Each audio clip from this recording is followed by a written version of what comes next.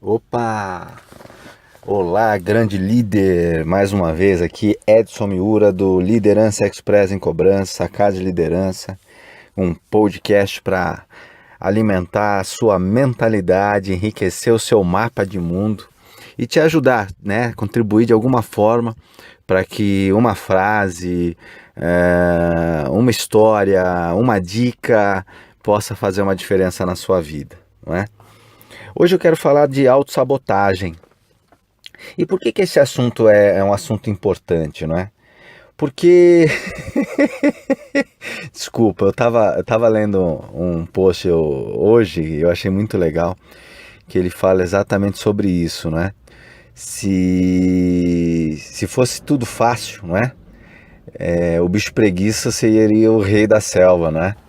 E ele não é o rei da selva, então não é fácil e muitas vezes o problema tão aparente que a gente tem para resolver, a gente muitas vezes não entende por que não consegue resolver. Às vezes coisas tão simples para solucionar, né, de ir lá e fazer, a gente não resolve na verdade toma a decisão de procrastinar. E a procrastinação é uma coisa que autossabota demais o nosso progresso. Então, a autossabotagem, ela tem inúmeros mecanismos, né? Nós já abordamos muito deles aqui, através de outros podcasts, através de vídeos, através de matérias, né? Já que a nossa imensa capacidade de boicotarmos nosso próprio progresso é a principal razão pela qual colhemos menos resultados do que poderíamos, do que nosso potencial nos permitiria. Um truquezinho sorrateiro de nossa psicologia, contudo, parece ter uma força imensa que pega desde a dona de casa tentando dar conta do recado até empresários de sucesso. O nosso cérebro funciona de forma linear, contínua. Temos uma necessidade lógica de fazer as coisas em etapas. Terminar o passo 1 antes de prosseguirmos para o passo 2 e assim por diante. Esse mecanismo, entretanto, funciona contra nós quando inconscientemente queremos postergar a execução de uma determinada tarefa. Seja qual for o motivo da procrastinação, preguiça, não saber direito o que fazer, ter que lidar com pessoas difíceis, etc. Usamos esse truquezinho mental para justificarmos nossa falta de ação. Dizemos a nós mesmos que ainda precisamos fazer outra coisa antes que estejamos preparados para fazer aquela tarefa. Usamos quaisquer artifícios que nos pareça lógico no momento.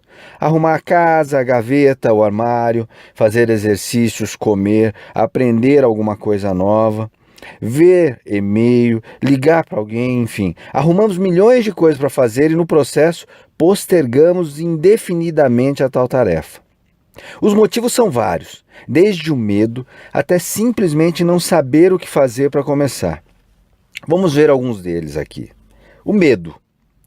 Seja medo do fracasso, do sucesso em si, ou uma insegurança para com as atividades envolvidas no processo, muita gente deixa de fazer o que se propõe e o mais comum artifício é estar ocupado. Não tenho tempo. Com outras coisas que supostamente devem ser feitas antes de começar a se envolver com o tal projeto. A postergação aqui é usada como válvula de escape para não admitir o medo. Enquanto temos alguma outra coisa ou muitas coisas para fazer, como poderíamos arranjar tempo para fazer tudo aquilo que queremos fazer, mas não está sendo feito? Parece lógico e funciona para enganar os outros, né? Afinal de contas, a desculpa número 1 do cidadão moderno é não posso fazer porque eu não tenho tempo. Por trás dessa desculpa, contudo, pode haver um medo muito grande de se envolver com aquela atividade em especial. Mesmo que a pessoa não consiga nem sequer reconhecer o medo para si mesma. A solução para lidar com o medo, em primeiro lugar, é descobrir o que está gerando essa insegurança. É medo do fracasso? É medo do sucesso? É receio de ser criticada? É medo de alguma perda que a atividade possa gerar? A partir dessa definição, a pessoa deve procurar investigar como pode lidar mais proativamente com aquele medo que ela identificou. Lembrando sempre que medo em si é normal. Não devemos ter a ilusão de que o medo possa ser completamente erradicado antes que possamos nos dedicar ao que desejamos fazer. Um outro ponto, né, que eu acho que prejudica muito, né, a autossabotagem aí, é a ignorância. Quando ignoramos as etapas e procedimentos necessários para realizar algo, tendemos a postergar indefinidamente o envolvimento com a atividade. O engraçado é que muitas pessoas, no alto de sua confusão, nem sequer sabem que o problema todo é simplesmente desconhecerem formas de se fazer o que estão pensando em fazer. Elas acham que é porque estão sempre ocupadas, porque nunca conseguem se organizar e começar de uma vez, ou porque há outras prioridades no momento. A verdade, contudo, é que elas não sabem o que fazer. Não sabem quais são as etapas e processos envolvidos naquela atividade. A tarefa pode ser a mais simples e banal, como montar o próprio currículo profissional, ou a mais complexa, como escrever uma monografia, ou como definir bem uma estratégia para conseguir conquistar um determinado resultado com seu grupo. A pessoa, ao se deparar com o tempo livre, acaba canalizando para outra atividade dispersiva porque ela simplesmente não sabe nem como começar a fazer o que precisa ser feito. A solução para este problema é simples na era da informação. Basta buscar na própria internet informações sobre como fazer uma tarefa. Hoje em dia tem tutorial para tudo no YouTube, se você procurar. Tudo que você precisar hoje tem. No passado você tinha que, com sorte, ir para uma biblioteca e conseguir achar alguma coisa lá. Então não existe desculpa para não saber fazer alguma coisa. Não existe. Há informações até mesmo sobre as coisas mais bizarras e inúteis na internet. Não, nem um pouco difícil. Se você tiver proatividade e força de vontade, descobrir como se faz absolutamente qualquer coisa, você descobre apenas procurando na internet. É só saber fazer as perguntas certas, e para fazer as perguntas certas, você precisa estar muito focada, você precisa estar muito focado. Por isso que eu costumo dizer que muitas vezes quando a gente procura contratar novas pessoas, novos líderes para o seu grupo, não necessariamente ele precisa ser o mais experiente. Ele precisa ser o que tem mais vontade. Pode ter certeza, se você contratar uma pessoa que tem muita vontade e comparar com uma pessoa que é experiente, mas não tem esse nível de vontade, você vai ver que existe uma diferença muito grande no resultado. Pode ter certeza. E o outro ponto é a desorganização, não é? Muitas vezes a desorganização esconde um dos dois itens anteriores, né? O medo e a ignorância. A pessoa tem medo de fazer alguma coisa, ou ela simplesmente não sabe o que fazer. Ela então se embanana toda com atividades inúteis, coisas espalhadas, compromissos em horários absurdos, para que no final das contas ela não tenha mesmo tempo de fazer o que ela sabe que precisa fazer, mas quer evitar.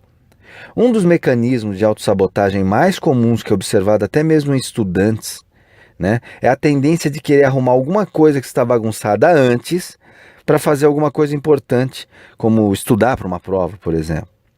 No final das contas, todo o tempo é colocado na arrumação e o estudante acaba não estudando. Quem trabalha em casa cai também nessa armadilha com muita frequência.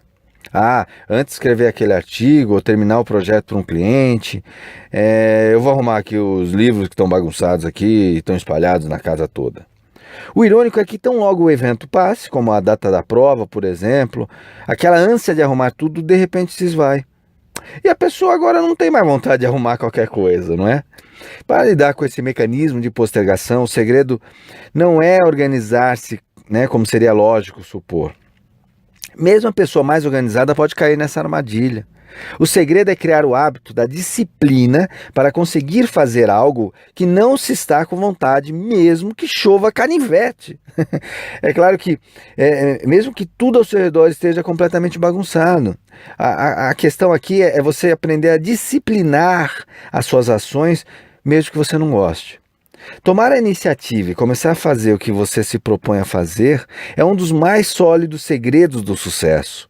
Se eu não tivesse me forçado, né, a gravar esse podcast, né, e conversar com você, Eu poderia ter, sei lá, decidido arrumar meu guarda-roupa. Mas eu tomei a decisão de gravar esse podcast para você. E ter um começo, um meio e um fim, não é? E de alguma forma contribuir, porque é o meu objetivo. Eu tenho que me disciplinar para passar a minha mensagem para o mundo, e é através, nesse momento, desse podcast. A luta entre a produtividade e procrastinação é assim. Você tem escolhas a todo momento. Então escolha produzir mais do que você escolhe postergar. Com o tempo, você começa a colher os frutos, começa a colher os resultados de decisões de fazer mais do que não fazer, ou de fazer menos. Tá certo? Então, era isso, né? Eu espero que esse áudio possa te ajudar a ser mais produtiva, a ser mais produtivo. E se você gostou, compartilhe, comente, não é? Vai ser um prazer poder saber que eu estou conseguindo te ajudar de alguma forma, tá certo? Então é isso, confio em você, faça acontecer, nos vemos nos próximos podcasts, nos próximos vídeos. Um forte abraço.